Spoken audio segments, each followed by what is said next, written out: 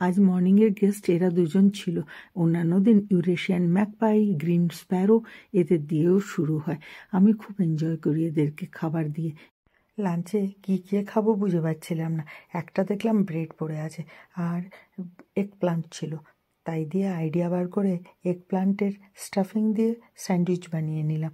অন্যান্য দিন কেবাব বানিয়ে নিই চিকপি বা কোনো কিছু দিয়ে, মিক্সড ভেজিটেবল দিয়ে। और বিটরুটেরও আমি কেবাব বানাই, খুব ভালো লাগে, টেস্টি হয়। বাট আজকে এগ প্লান্টের সেম আইডিয়াতে শুধু বেগুন ফ্রাই করে ওটার ভেতরে দিয়ে স্যান্ডউইচ বানানোর প্ল্যান করেছিলাম। একটু ক্রিমের মধ্যে মাস্টার শেডস হানি দেওয়া এখানে খুব সুন্দর পাওয়া যায়, ওটা অ্যাড করে দিয়েছিলাম। ওটাই ছিল বেস। বাটার আমি অ্যাড করি না, বিকজ স্যান্ডউইচের মধ্যে বাটার দিলে পরে একটু বেশি হেভি হয়ে যায়।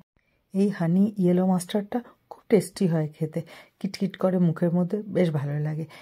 আমার এদিকে রেডি হয়ে গেছে বেগুন ভাজা। এর মধ্যে একদম অল্প তেল দিয়েছিলাম অ্যান্ড ব্রেডগুলোকেও না আমি সেঁকে নিয়েছি। আর তার সাথে এই ক্রিমটা পুরো স্প্রেড করে দিয়ে অনিয়ন টমেটো দিয়ে বেগুন ভাজা দিয়ে আমার হেলদি টেস্টি স্যান্ডউইচ এগ প্লান্টের রেডি হয়ে গেছিলো।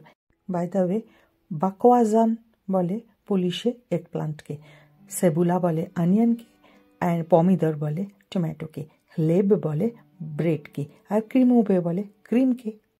প্লিজ লেট মি নো কেমন লাগলো, কারা কারা এটা ট্রাই করছো ঘরে।